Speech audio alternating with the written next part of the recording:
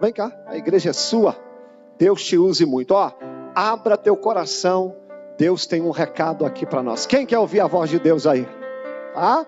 Abra teu coração e quando Deus falar contigo, aplauda o nome dele. Fica à vontade, pastorzão.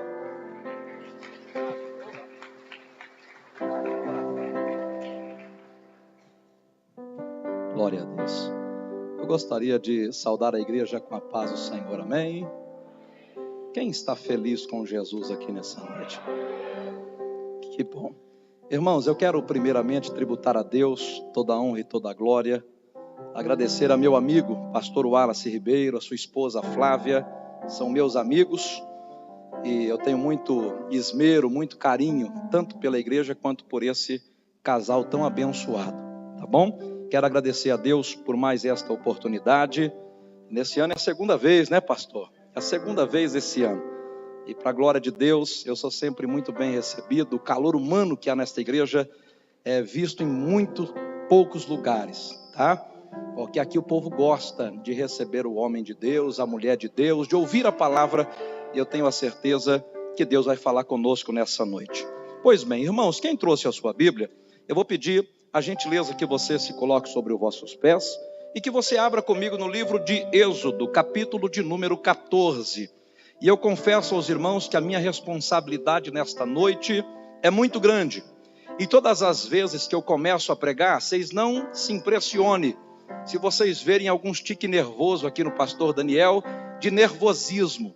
Porque a barriga, ela começa a esfriar, a mão começa a gelar, de vez em quando gagueja, não é só o pastor Wallace que gagueja, viu, irmãos? Nós também gaguejamos de vez em quando, porque a responsabilidade é muito grande. Pastor Wallace pregou uma palavra domingo na nossa igreja, que a igreja ficou impactada. Mas pregou uma palavra que nós estamos até agora mastigando a palavra de Deus lá dentro da igreja, que só faz aumentar a nossa responsabilidade, tá bom? Irmãos, livro de Êxodo, eu quero que você abra comigo no capítulo de número 14, o 14º capítulo, que vai falar sobre uma perseguição. É a epígrafe do texto, a perseguição do povo de Deus. O verso primeiro, eu quero que você medite do 1 ao 4, e eu prometo ser breve, se você prometer ouvir tudo que Deus tem para falar com você. Amém? Diz assim a palavra de Deus. Disse então Deus a Moisés: diga para os filhos de Israel que retrocedam e se acampem diante de Pi-Hairote, que fica entre Migdol e o mar, diante de Baal-Zefon. Em frente deles se acampareis junto ao mar. Então Faraó dirá para os filhos de Israel: eles estão desorientados na terra, de certo o deserto os encerrou. Mas eu, o Senhor, endurecerei o coração de Faraó, para que os persiga, e eu então serei glorificado através de Faraó e em todo o seu exército, e então saberão os egípcios que eu sou o Senhor, e eles assim o fizeram. Eu quero que você feche os teus olhos. Bendito Deus e eterno Pai, uma vez mais eu entro diante da tua presença e da tua majestade, e quão bom é, Senhor amado, poder estar, Senhor, nesses recônditos santos e sagrados, porque aqui eu já senti a tua presença, Pai. Meu Deus, fala conosco, Senhor, nesta noite, pois como homem eu quero diminuir, que o Senhor cresça, que eu cale, Senhor, e o Senhor venha falar segundo o teu Espírito. Deus, fique à vontade, fala conosco e nos usa segundo a tua infinita misericórdia, e quem crê comigo, comigo também. Diga amém. Os irmãos se assentem por bondade. Irmãos, quando o pastor Wallace nos convidou para estar pregando a palavra do Senhor, eu confesso aos irmãos que eu sou bastante ansioso por natureza, e eu tenho que ficar pedindo ao Senhor que o Senhor me oriente, e que o Senhor freie a minha ansiedade, porque eu já comecei desde lá a pensar naquilo que eu haveria de pregar, e desde então eu venho folheando, e dura coisa é para um pregador da palavra, quando você começa a folhear a Bíblia de um lado para o outro, e você não acha, e Deus não fala, e você não sabe por onde é que você vai começar. E na boca do pastor Wallace, no domingo, durante a pregação e a ministração, ele falou sobre descansar em Deus. E enquanto ele falava sobre descansar em Deus, confiar em Deus, colocar o nosso problema na mão de Deus e confiar, ter esta atitude de fé, o Senhor falou comigo acerca desta palavra. No ano de 2009 eu dei um estudo na nossa igreja sobre as 42 jornadas de Israel saindo do Egito até chegar em Canaã. E eu falei sobre cada uma das paradas. E aqui nós estamos diante de 2 cidades, e eu quero meditar com essa igreja linda sobre estas cidades, para que vocês vejam o que é descansar em Deus verdadeiramente. Todos nós que aqui estamos conhecemos bem essa história. Todos nós sabemos que Israel viveu aproximadamente 430 anos debaixo de escravidão e de jugo dos egípcios. A Bíblia vai nos dizer que Israel estava vivendo dias de lembranças de seu pai Jacó, Abraão e Isaque, mas eles mesmos não tinham tido ainda a experiência, o convívio com as coisas do Senhor, para que eles pudessem então falar da grandeza de Deus. A Bíblia vai dizer que este povo, eles aguardaram uma promessa, porque através de José, eles desceram para aquela terra, os seus irmãos desceram para ali, enquanto José era governador e estava vivo, a nação hebreia tinha pão, tinha alimento, tinha comida, tinha trabalho, mas quando José morre, no capítulo 45 de Isaías, ele faz uma promessa: eu morrerei, certamente o Senhor vos visitará, e vos arrancará desta terra com mão forte.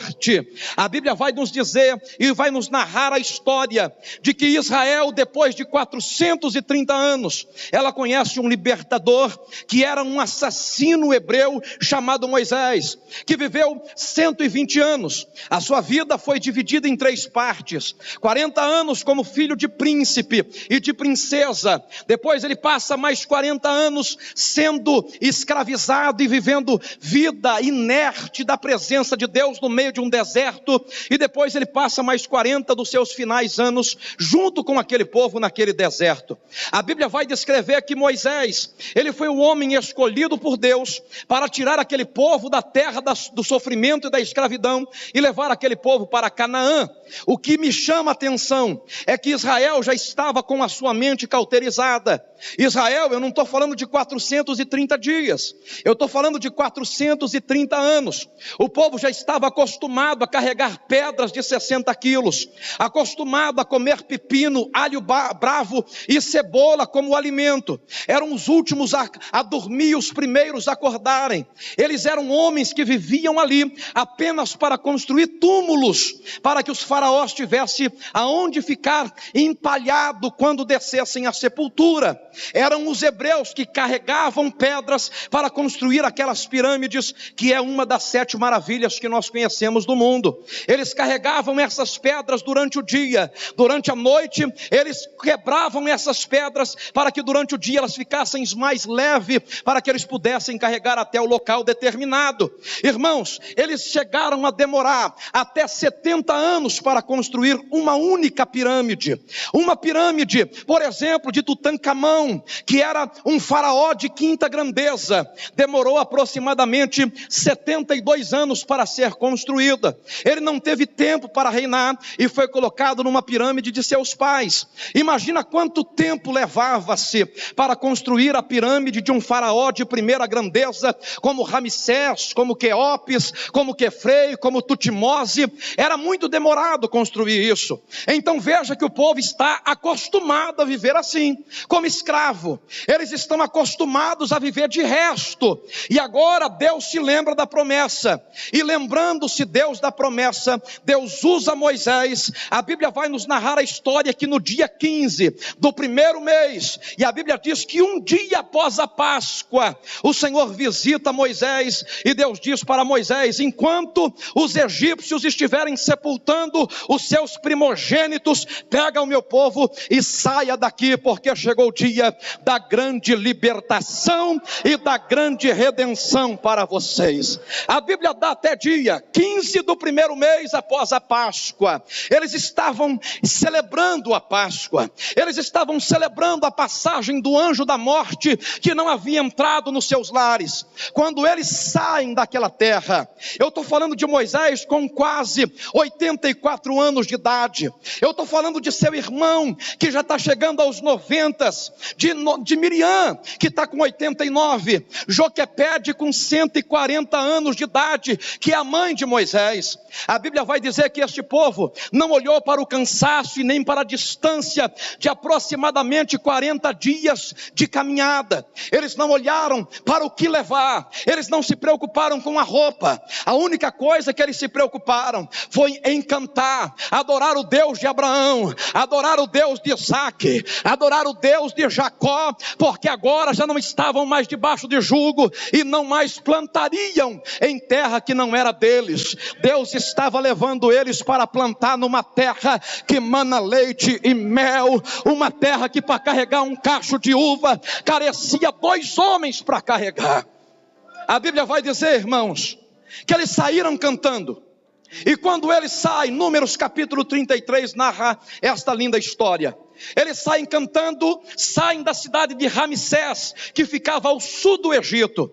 Eles passam pela primeira cidade chamada Sucote. E Sucote foi chamada no grego de tabernáculo temporário. Por quê? Porque eles fizeram um culto ali ao Senhor que eles não conheciam, eles não tinham convívio, mas eles queriam fazer alguma coisa, um altar para adorar a Deus pelas coisas que o Senhor estava dando a eles, que era a libertação e a terra que daqui a 40 dias eles estariam ali. A Bíblia vai dizer mais ainda, que após passarem por esse tabernáculo temporário, chamado Sucote, eles entram numa outra cidade. Eu estou falando deles andando mais de 80 quilômetros de a pé. 80 quilômetros depois, eles entram na segunda cidade chamada Etã, ou Etão, que é a mesma coisa, que significa cidade fortificada. Por quê? Porque Deus guardou o seu povo na cidade de Etã, e eles se fortaleceram, eles recuperaram as forças para continuar a caminhada. Deixa eu abrir um parênteses aqui nessa noite. Eu já estou vendo que nós entramos no Etã de Jeová, porque você entrou aqui para Deus renovar as suas forças, para Deus levantar o que está caído, aquele que não tem mais esperança. Deus está dizendo, eu vou renovar as suas forças, e quem entrou aqui chorando, vai sair daqui cantando e dizendo que Deus é o Deus que nos dá força em meio à fraqueza. Esse é o Etã de Deus. Mas deixa eu resumir a história. Falo mais como da cobra, né, pastor? Deixa eu contar para vocês a história para mim chegar onde Deus quer. A Bíblia vai dizer que quando eles passaram por Etã, a alegria está inflamada no coração. A alegria está infeccionada nas crianças. Eram mais de 600 mil homens. Com as crianças, com os jovens, com as mulheres, passavam de 3 milhões de pessoas.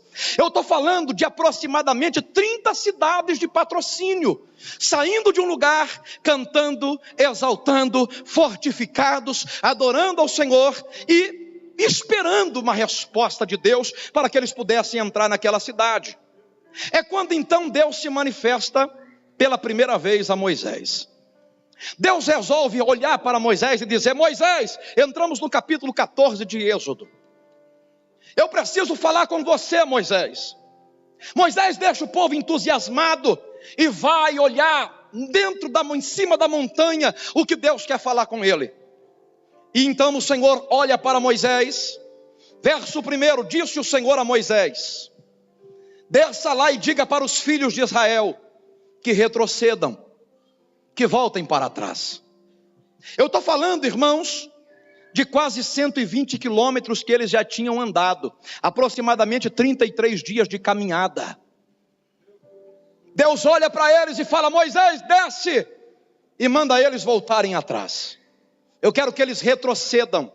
Eu quero que eles venham agora pelo norte. Eles saíram por Ramsés, que é o sul do Egito. Eu quero que eles voltem agora e vão lá para o norte do Egito, em uma cidade chamada Pi-Hairote. E a ordem é, voltem, quando chegar lá, se assente nesta cidade e fique sentado, aguardando eu falar e dar a ordem para vocês e as instruções para que vocês possam novamente caminhar. Quando Moisés desce, Moisés não sabe nem como falar. Eu imagino e fico conjecturando que Moisés olha para sua mãe Joquebede e fala: mamãe tem 120 anos de idade, não dá conta de caminhar mais 120 quilômetros para trás. Ele olha para o seu irmão, passando dos 90, Arão, para Miriam, passando dos 90 anos de idade, e ele começa a pensar: como é que eu dou essa notícia? Como é que o povo vai voltar atrás se o povo está tão entusiasmado? Deus fortaleceu, Deus deu ânimo, e agora Deus manda eles retrocederem. Que negócio é esse, Senhor? O Senhor me fez ensinar ao povo que era para andar adiante, agora eu desço lá e falo que é para o povo retroceder? Não dá, Pai. Mas a Bíblia diz que Moisés obedeceu a ordem do Senhor, e quando ele dá notícia para o povo, a nuvem se levanta, aquela nuvem que guiava o povo de dia, e ela começa a voltar atrás, e o povo começa a seguir. E a Bíblia vai dizer que a alegria acaba, os cânticos já não se ouvem mais, a força se transforma em fraqueza, porque para a gente ir para Canaã, a gente arruma força da onde não tem. Mas quando o Senhor fala para nós retroceder, para voltar atrás, a gente fica indagando: Deus, por quê? Eu luto tanto para mim conseguir romper, e quando eu dou alguns passos, 120 quilômetros à frente, o Senhor manda eu voltar aos 120 quilômetros de novo. Que negócio é esse, Pai? Mas mesmo sem entender, eles obedeceram. Eu vou repetir para você entender. Mesmo sem entender, eles obedeceram. Haverá momentos na nossa vida que Deus vai nos dar estratégia, que a gente não vai entender, que a gente não vai compreender, que a gente vai questionar como homem.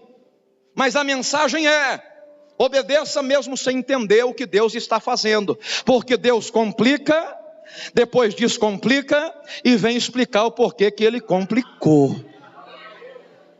Eu estou pregando para alguém que está achando que a tua vida está andando para trás. A Bíblia diz que eles voltaram. De repente, chegaram na cidade chamada Pi-Hairote. Repita comigo: Pi-Hairote. Eles chegaram na cidade, e quando chega, vem a segunda ordem de Deus: se assenta em Pi-Hairote e aguarde eu falar com vocês de novo. Verso de número 3 está escrito assim, verso 2: diga para os filhos de Israel retrocederem, e para que eles se assenteis de fronte a Pi-Hairote, entre Migdol e o mar, diante de Baal-Zefon, e em frente dele vos acamparei junto ao mar. Se assenteis junto ao mar. E aqui eu quero começar a te explicar o que Deus falou comigo. Eles voltaram 120 quilômetros, não estão mais no sul do Egito, mas agora está no norte. Eles se assentam e ficam aguardando uma resposta de Deus, e Deus não se manifesta para falar com Moisés.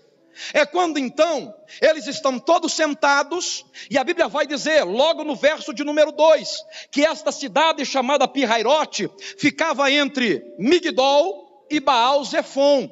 Migdol era uma cidade, irmãos, que havia montes intransponíveis, que ninguém jamais deu conta de transpor os montes para o outro lado.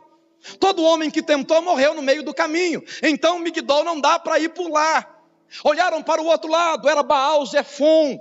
Baal-Zefon era uma cidade em que vivia nômades e canibais, homens que matavam homens para comer a sua carne, descendentes de Esaú. A Bíblia vai dizer que esta cidade era uma cidade que os homens que ficavam ali eram homens assassinos e perversos, e Israel agora está entre as duas cidades que Deus mandou eles estarem. Deus mandou eles ficarem entre Migdol, monte intransponível, e Baal-Zefon, onde os canibais estão ali para matar a qualquer momento e a qualquer vacilo. Olhe para o irmão que está ao seu lado, me ajuda a pregar para ele e diga para ele assim: há momentos na nossa vida que não dá para olhar para os lados, não tem jeito. Mas o pior de tudo é que na frente de Pi-Hairote está o Mar Vermelho, atrás é o Egito, o sul do Egito. E a Bíblia vai nos dizer o seguinte, que Faraó escutou que o povo de Deus havia retrocedido. E Faraó pensou o seguinte: os filhos de Israel estão perdidos, se perderam no extremo do deserto e estão rodando, estão cansados, estão famintos, não têm alimento, eles não têm com que se vestir, não têm o que comer, não têm aonde amparar. Então vamos armar as nossas forças e vamos buscar de novo Israel para voltar a ser escravo das nossas terras.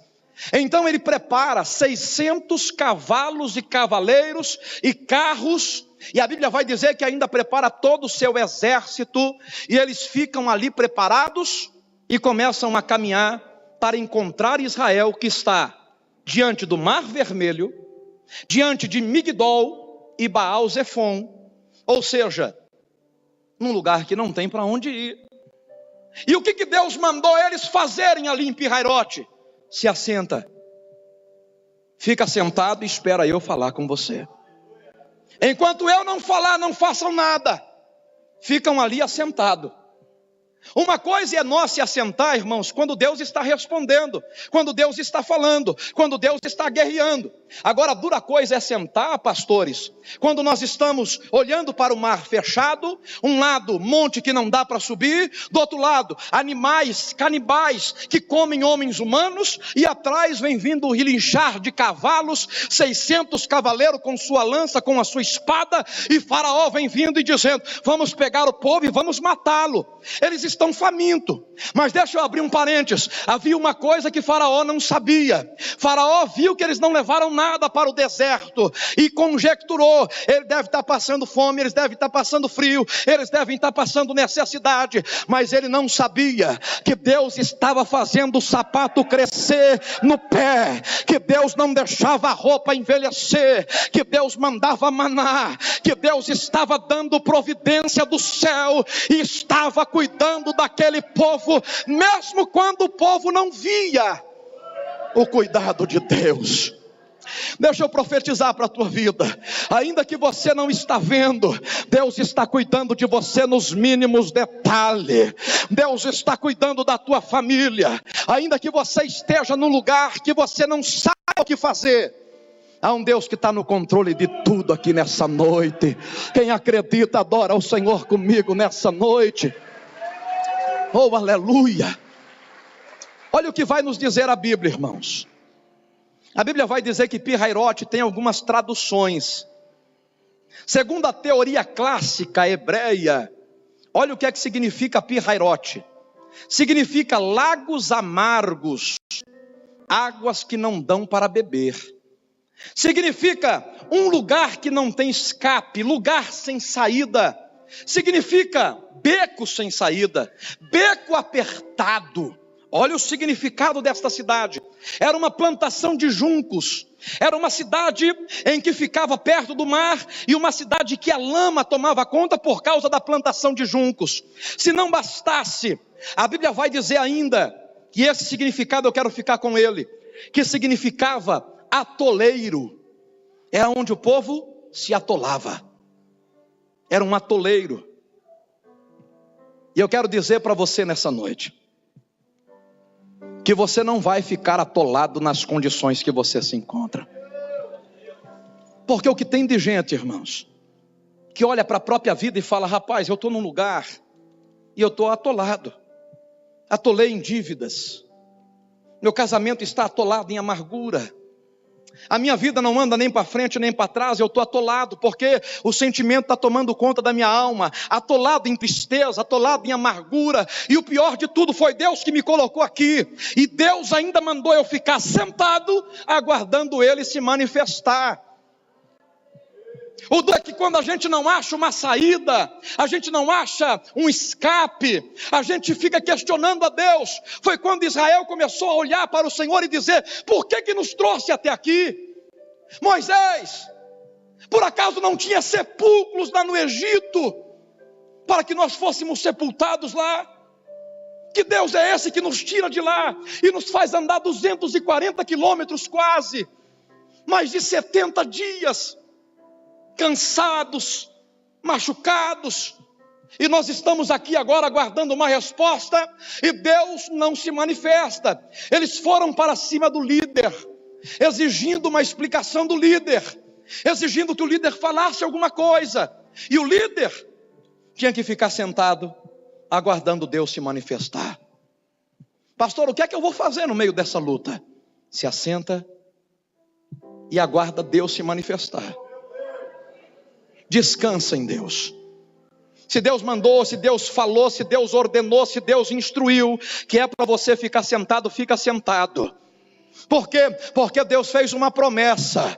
Olha, enquanto vocês vão estar nesse beco sem saída, nesse atoleiro, eu vou endurecer o coração de Faraó, e eles vão vir atrás de você pensando que vai matar, mas vocês vão ser apenas um chamariz, porque o meu nome vai ser glorificado em cima de Faraó e de todo o seu exército, e o Egito saberá que Israel tem um Deus do Tcheb, do canto no Récia. Diga para o teu irmão assim: eu sou Israel de Deus. Fala assim: na hora certa Deus vai falar comigo. Irmãos, o que tem de cristão nos últimos dias vivendo num beco sem saída, misericórdia. Hoje mesmo eu atendi um irmão, e ele me disse o seguinte: pastor, Deus não existe. Esse negócio que vocês pregam é mentira. Vocês pregam sobre vitória, mas eu estou aqui arrebentado, meu casamento acabou. A minha esposa, que eu tanto pedi a Deus queria voltar, ela já arrumou até uma outra pessoa. E eu ainda gosto dela, pastor. Pastor, até tatuagem com o nome de Deus eu fiz. Pastor, eu estou me entregando de coração, mas eu descobri que esse Deus não existe. E eu no telefone tendo que explicar para aquele irmão que há momentos na nossa vida que Deus trabalha com a tristeza, que Deus trabalha com aperto, que Deus trabalha às vezes com dificuldade, e nós não entendemos, porque nós glorificamos a Deus quando nós estamos na folga, quando nós estamos bem, quando há saúde, quando o casamento dá certo, quando os filhos têm saúde, quando todo mundo nos ama. Mas quando o aperto chega, quando o negócio arrocha, quando a dificuldade vem, quando nós estamos ali e Deus não fala nada, a primeira coisa que a gente pensa: cadê o Deus de Moisés? Do que adianta sair para uma terra que mana leite e mel, se nós saímos e Deus mandou a gente voltar, e aqui nós estamos. E eu fico imaginando às vezes, irmãos, que Israel está sentado, mesmo sem entender, está obedecendo, e de repente lá atrás Faraó começa a chegar mais perto e Deus não fala nada. Eu imagino que o relinchar dos cavalos de longe, porque deserto é um lugar que tem um campo sonoro muito grande. Por quê? Porque não tem barreiras. Então imagina eles escutando pacatá, pacatá, pacatá, pacatá, pacatá, pacatá. Moisés está sentado olhando para o céu e está dizendo: Deus, tem que haver uma saída. Segundo a psicologia, o homem sempre vai ter 5 saídas na vida.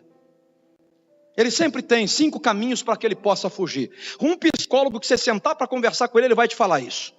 Olha, para tudo tem saída. Norte, sul, leste, oeste. Você tem saída ou para frente, caminha, ou volte para trás, dá alguns passos atrás, ou procura alguém nos colaterais, na direita ou na esquerda. Mas eu estou falando de uma situação, irmãos, que de nenhum dos lados tinha saída. Não tinha saída para frente, não tinha saída para trás, não tinha saída para a direita, não tinha saída para a esquerda. E o que é que Deus está ordenando? Se assenta e aguarda eu falar com vocês. Deixa eu abrir um outro parênteses aqui e pregar para você uma coisa.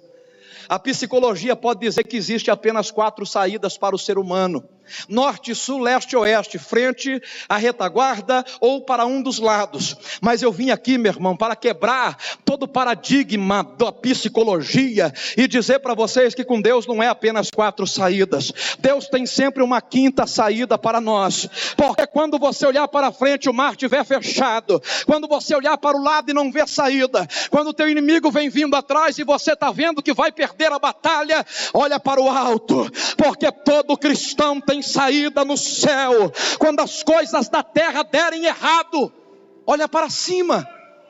Israel, quando olhou para os inimigos e num beco fechado, o que eles fizeram?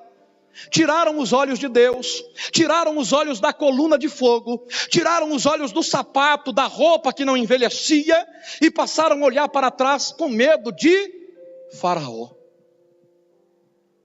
Há momentos, irmãos, que nós enfrentamos dificuldade, e tudo que o diabo quer, tudo que o nosso inimigo quer, é que a gente tire os olhos do Senhor, tire os olhos da coluna. Mas Deus me trouxe aqui nessa noite para dizer para você, quando tudo ao seu redor der errado, olha para cima. Davi, no pior momento da sua vida, ele disse: eu elevo meus olhos só para os montes que aqui estão, e eu pergunto, da onde é que virá o meu socorro? De repente ele vê que acima dos montes tem um céu que Deus habita lá, e ele diz: eu sei da onde vem o meu socorro vem do alto.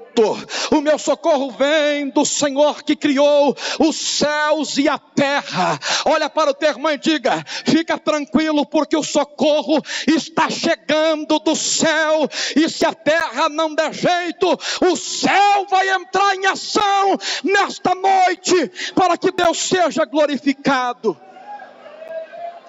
Diga para o teu irmão: não tira os olhos do céu. Jobidacanto no camutse. Não tira os olhos do autor e consumador da sua fé. Não tira os olhos do alvo que Deus projetou para a tua vida.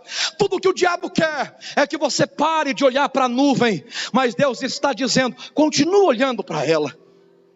De repente Moisés escuta a voz do Senhor: Moisés, sobe na pedra que eu quero falar com você de novo. Moisés se levanta. O inimigo está quase chegando, e Moisés começa a dizer para o Senhor: Senhor, eu estou te clamando sentado aqui, Pai, e eu quero que o Senhor me responda. O Senhor já responde Moisés com uma pergunta: por que clamas a mim, Moisés? Por que você está me clamando, Moisés? Deixa eu te explicar o que Deus está dizendo para Moisés. Moisés, não foi eu que falei para vocês voltarem? Não foi eu que falei para vocês se assentarem? Eu não falei para vocês que no final da história o meu nome vai ser glorificado? Por que tu me clamas, Moisés? Porque não era um clamor comum, era um clamor de desesperado.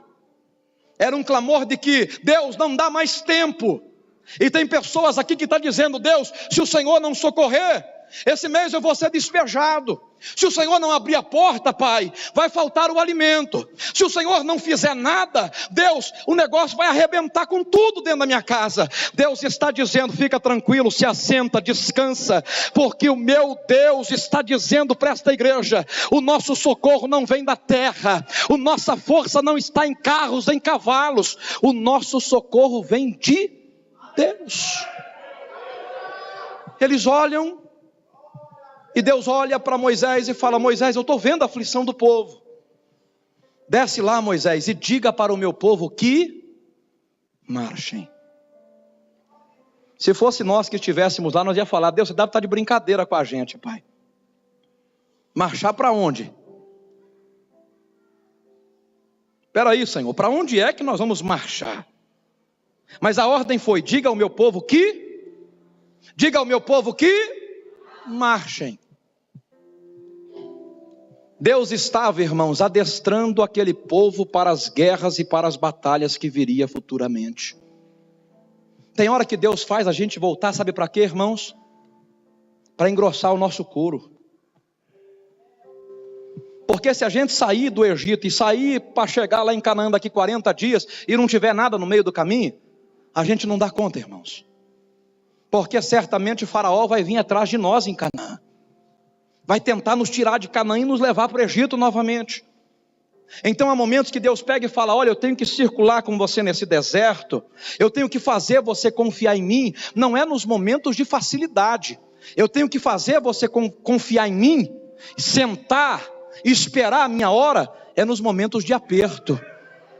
É no momento em que não tem saída. É no momento, irmãos, que o beco não tem para onde ir, que o atoleiro chegou, a plantação de junco vem subindo, e Deus está dando uma ordem: diga ao meu povo que marchem. Olha o que Deus me trouxe para falar para você nessa noite. Deus não quer ninguém choramingando e nem fazendo ou proferindo ameaças de que vai voltar para o Egito, que lá tem sepulcro. Deus está dizendo que a ordem dele é para vocês continuarem marchando, mesmo cansado, mesmo sem força, mesmo sem entender. Deus está dizendo: marche. Mas para onde, Senhor? Aí quando Moisés pergunta para onde, Deus fala: Moisés, levanta o teu cajado. E Moisés levanta. Agora toca nas águas, Moisés, e tu vai ver o que eu vou fazer para esse povo. Moisés levanta a vara, e a Bíblia vai dizer que quando ele toca nas águas, o Senhor abre uma porta onde não tinha saída. O Senhor abre uma porta, irmãos, no meio do atoleiro. Deus abre uma porta num beco que não tem saída. Sabe por que Deus às vezes nos aperta tanto? Para mostrar que ninguém dá conta de nos ajudar na hora da prova. Deus nos aperta para mostrar, sabe o que? Se assenta, não atrapalha eu trabalhar na tua vida, não atrapalha de eu te ensinar as coisas. Fica sentado e confia em mim, porque na hora certa eu mando o mar se abrir e vocês vão passar a pés enxuto para lá do outro lado, cantar e adorar o meu santo nome na terra. E deixa eu pregar mais para você ainda. Sabe a hora que Deus abriu o mar? Na hora em que Faraó já estava chegando. Já estava no cangote deles praticamente. Eles já estavam sentindo que estava ali Faraó. É nessa hora que Deus abriu a porta. Sabe quando que Deus abre a porta para nós, irmãos? No último instante. É na hora que a gente fala: agora acabou. Agora não tem mais jeito. Agora me jogaram no mato, agora minha empresa quebrou, agora meu casamento foi embora. É quando você fala: agora o inimigo tomou conta.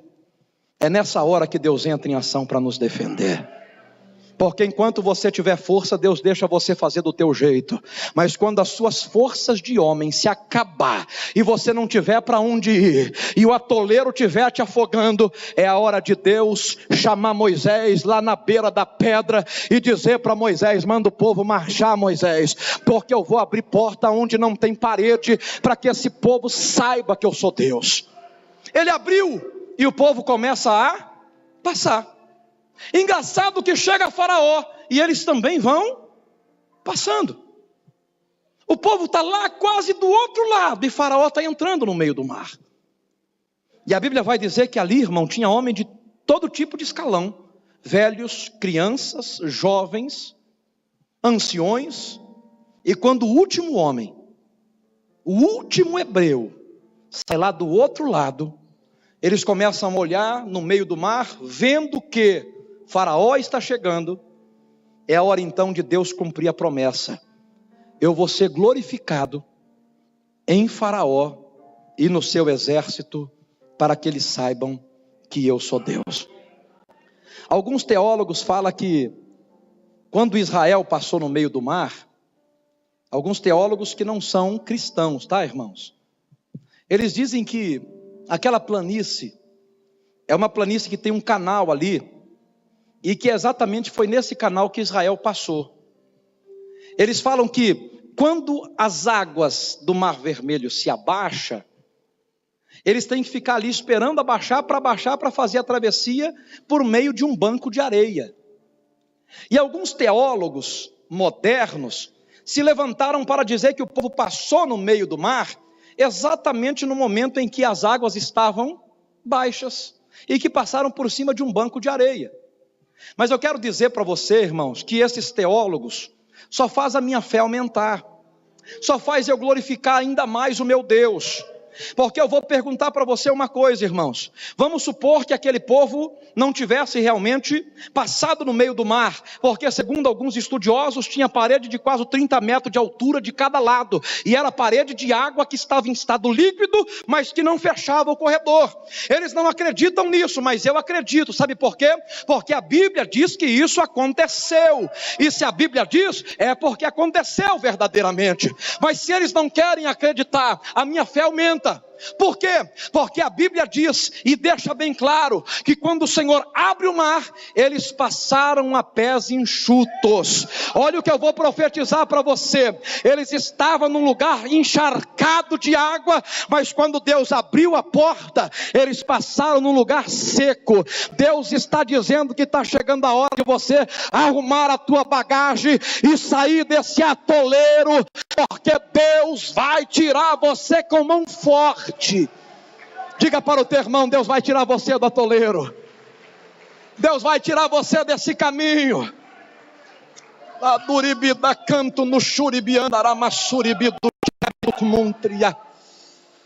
Deus está dizendo: fica tranquilo.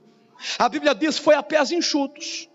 Eles arrumam sempre desculpa e falam: não é. Foi 30 centímetros de água. Mas eu pergunto: 30 centímetros de água, molha o pé ou não molha? Molha. Não acreditam nisso? Não tem problema. A Bíblia diz que quando Deus fechou o mar, foram 600 cavaleiros, cavalos e todo o exército do faraó que morreram ali afogados. Sabe por que eu adoro ainda mais a Deus, irmãos? Vamos supor que os teólogos tenham razão. Aí é que eu tenho mais fé, porque o meu Deus, quando quer fazer um milagre, Ele mata 600 homens afogados em 30 centímetros de água, enterra eles lá, para mostrar que Deus é Deus na nossa vida. Diga para o teu irmão assim: fica tranquilo que o milagre vai chegar. Chegou a hora do quê, pastor? De Deus mostrar para aquele povo que Ele queria ser glorificado. Deus queria ser exaltado. Como é que você ficaria diante de um milagre desse tamanho? Sangue para todo lado, cavalo morto, soldados mortos. E a Bíblia vai dizer que Israel está em estado de pânico olhando para aquilo. Eles estão entendendo o que Deus está fazendo. Eles entenderam que a porta que Deus abre para você passar, o teu inimigo não vai dar conta de passar junto com você, porque a porta que Deus abriu é tua. Aquele camarada no teu emprego pode até lutar para tirar você de lá, mas quem abriu a porta foi Deus. E Deus está dizendo: você passa e Ele não, você canta e Ele não, você adora e Ele não. Chegou a hora de adorar a Deus. Diga para o teu irmão: chegou a hora de adorar a Deus. Glória a Deus, aleluia. Fala para o teu irmão, fala assim: sempre chega a hora de glorificar ao Senhor. Fala assim: se Deus mandou se assentar, se assenta. Porque quem ri por último sempre ri melhor, irmãos. Quem canta por último sempre canta mais lindo. Sempre canta com o coração cheio. Deus falou: é a hora de eu ser glorificado diante do milagre. É a hora então que Miriam coloca a mão numa bolsa que ela tinha, e ela arranca um pandeiro. A Bíblia fala que é um pandeiro mesmo. Eu sei lá que moda que ela tocou, sei lá que nota que ela usou, sei lá que tipo de batuque ela fez, mas eu sei que o negócio foi tocando e taca, taca, taca, taca, taca. Eu sei lá que jeito que era. E o instrumento está comendo o couro, e de repente Miriam começa a soltar a voz, olhar para o povo, olhar para a mamãe de 120 anos, olhar para os seus irmãos velhos, olhar para Faraó morto, olhar para o exército de Faraó envergonhado. Então ela começa a cantar e ela faz a letra na hora. Só o Senhor é Deus, só o Senhor é Deus, só Deus é o Senhor. Irmão, Deus está dizendo: continua aguardando e descansando em Deus, porque a hora de você cantar está chegando na terra. Quem veio aqui para adorar a Deus, levanta a sua mão comigo. Adora a Deus, que o diabo não aguenta isso. Deus mandou e deu a ordem: retroceda. Voltar para trás ninguém gosta. Mas tem hora que a gente chega à beira de um abismo, que se a gente tentar transpor ao outro lado, a gente não dá conta, porque não tem distância, impulso suficiente. Então o que é que Deus faz? Retroceda. E voltar atrás ninguém quer, Gilberto. Ninguém quer, pastor, voltar atrás. É bom você comprar uma casa, dura coisa é você vender e voltar para o aluguel. É bom você casar, dura coisa é quando o casamento vai embora. É bom quando você sobe de cargo na empresa, dura coisa é quando você é demitido. Porque o ser humano, irmãos, ele foi feito para andar para. Então diga para o teu irmão com dedo de profeta, a ordem é marchar nessa noite. Pastor, mas a força está acabando, fica tranquilo. Marcha não é para qualquer pessoa, marcha é para soldado de Cristo. Só soldado que marcha. E se o exército está marchando, significa que o general está na nossa frente. A coluna de fogo está na nossa frente. Eu estou vendo a coluna se levantando nessa noite, dizendo, é hora da gente cantar, é hora da gente caminhar, é hora da gente avançar. Eu já vejo crente avançando nessa noite. Pode preparar a bagagem, porque é hora de você voltar a andar para frente, é hora de você voltar a conquistar, é hora de você crescer. Pastor, mas eu voltei tão para trás. Era só para pegar impulso, é só para Deus te fortalecer, é só para Deus te ensinar a dar valor às coisas que Ele vai colocar na tua mão, porque Deus, irmão, não dá nada de graça para ninguém, porque Deus quer que você dê valor ao que Ele vai colocar nas tuas mãos, e quando Ele dá, quando Ele te der, quando Ele colocar nas tuas mãos, o que Ele quer ser? Glorificado. Então toda vez que você subir de cargo, foi para frente, andou, está marchando, Deus te levantou, não bate no peito e fala, fui eu estou conseguindo, eu estou trabalhando, eu acordo cedo. Não, toda vez que Deus te levar um passo à frente, diga glória a Deus. É glória a Deus. Levou um passo à frente, glória a Deus, porque mesmo arrastado você vai dar um passo à frente, e Deus está dizendo, eu vou abrir mar para crente aqui nessa noite. Se coloque sobre os vossos pés. Eu quero que você fale para Deus aí qual é o teu pirrairote. Qual é o lugar que você está sentado e parece que você só andou para trás. Fala para Deus qual é o teu pirrairote nessa noite. Explica para Deus, Deus, olha, eu estou aqui, obedecendo a tua voz. O que Deus quer fazer com você, irmãos, se chama milagre. Eu vou repetir porque tem alguns irmãos que não entenderam. O que Deus quer fazer com você, na tua vida, é milagre.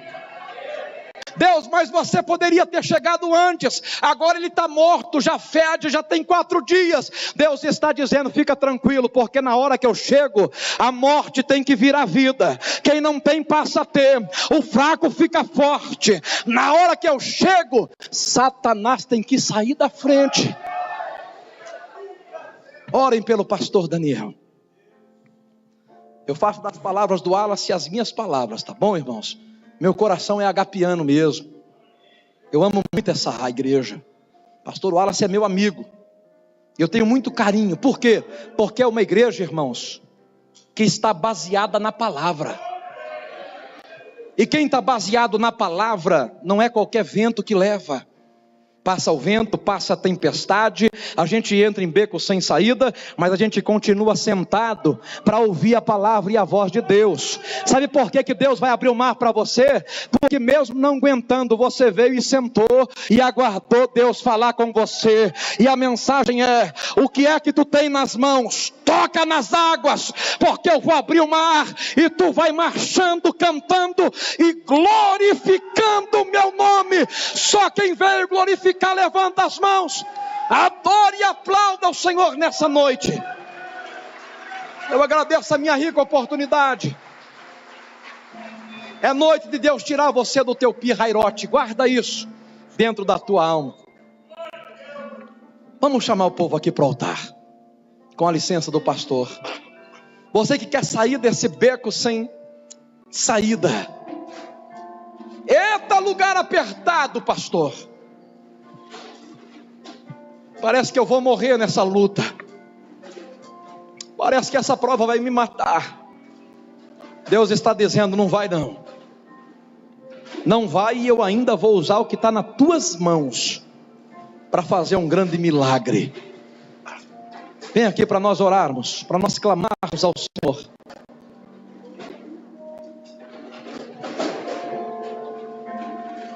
Vamos louvar a Deus. Vai louvando a Deus aí, irmãos. Quem é o homem que teve o poder de andar sobre o mar?